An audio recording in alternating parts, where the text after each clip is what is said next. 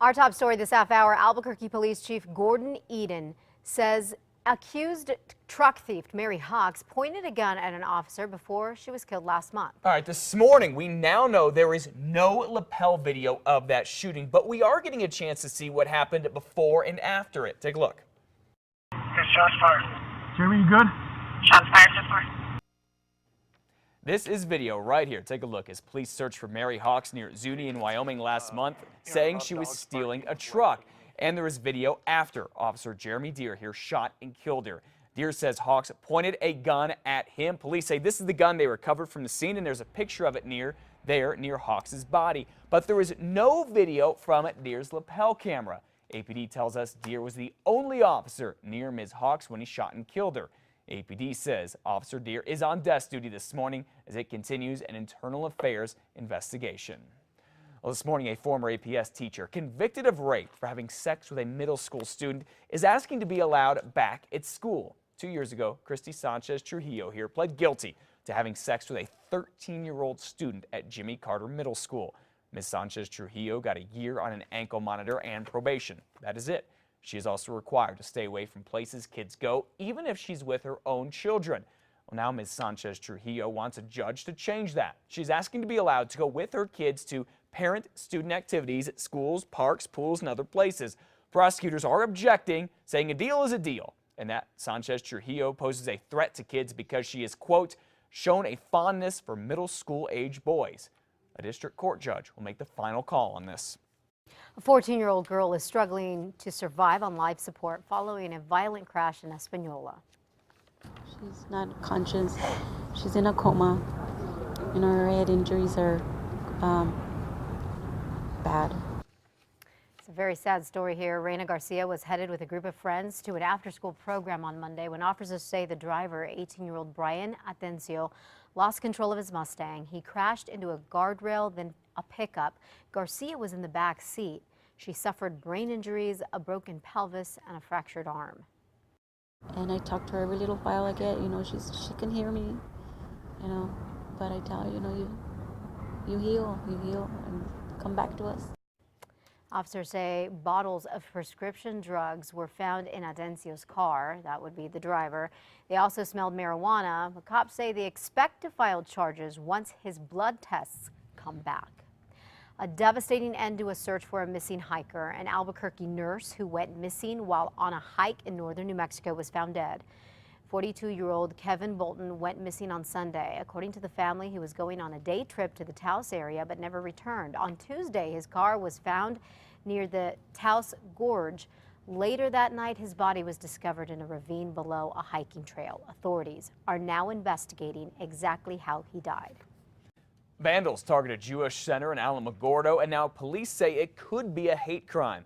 Officers say someone spray painted on the walls of the only Messianic Jewish congregation in town Monday night. They scrawled things such as God is love, Namaste, and the kingdom of heaven lies within. Now the tags here might not look threatening, but the pastor, Travis Pace, says they are, especially one in particular that said, quote, locals only. Is this anti-Semitic? Is this a hate crime? Who is the locals and who doesn't qualify as the locals? The bottom line is that our faith is important, our freedom is important. Since the congregation was founded just last year, it's been hit by vandals 3 separate times. No one has ever been arrested. This time it'll cost about $1,000 to clean up all of that graffiti.